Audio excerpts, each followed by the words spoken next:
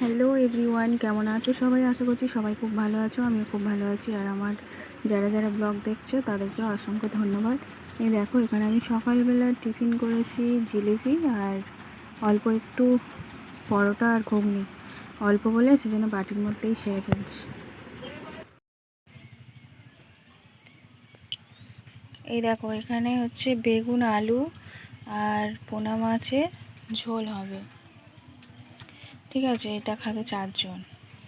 আর এই যে আছে এইখানে হচ্ছে চিচিঙ্গে আছে, পটল আলু কই মাছ দিয়ে এটা আমার মতো তরকারি হবে। আর এই পেঁয়াজ লঙ্কা টমেটো মাছের ঝোলেতে, 2 রকম মাছের ঝোলেতে যাবে। আরও চলো, আজকে আরও 2 রকম পদ হবে, তো সেগুলো ধুয়ে নিয়ে আসি। এগুলো সব ধুয়ে কাটা বাছা সব তো হয়ে গেছে, আর 2 রকম আছে, সেগুলো ধুয়ে নিয়ে এসে দেখাচ্ছি। তো দুপুরে ভাত খাওয়ার পর তো একটু ফল খেতে হয়, তো সেই জন্যই ফলগুলো কেটে রেখেছি, দুপুরে ভাত খাওয়ার পর খেয়ে নেব। তো উনুন ধরিয়ে দিয়েছি, আর এখানে মাছের তেল আর অল্প একটু চিংড়ি দিয়ে পুঁই শাক কুমড়ো আলু ঘন্ট হবে, আর এই যে শাক ভাজা হবে। ঠিক আছে, আর এই যে চলো রান্নাটা করে নিই।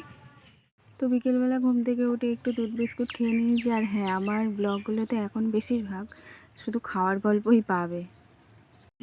তো চলে এসেছি পরের দিন সকালে, মাছ নিয়ে এসেছিলো মা।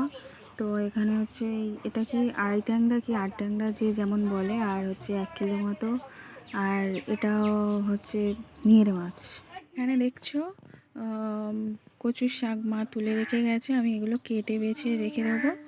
আর এখন হচ্ছে আমার ভাত খাওয়ার টাইম হয়ে গেছে, আলু সেদ্ধ ডিম সেদ্ধ ভাত দিয়েছি, তো সেটা খেয়ে আসি, এসে তারপর এগুলো কাটবো। আর এখানে এই কাঠকুটো সব রোদে দেওয়া আছে। আজকেরও মনে হয় বৃষ্টি হলে হতে পারে, হালকা বৃষ্টি সকালে হয়ে গেছে, দেখা যাক। তো আমি তাড়াতাড়ি করে কাজগুলো করে নিই, তোমরা সঙ্গে থাকো।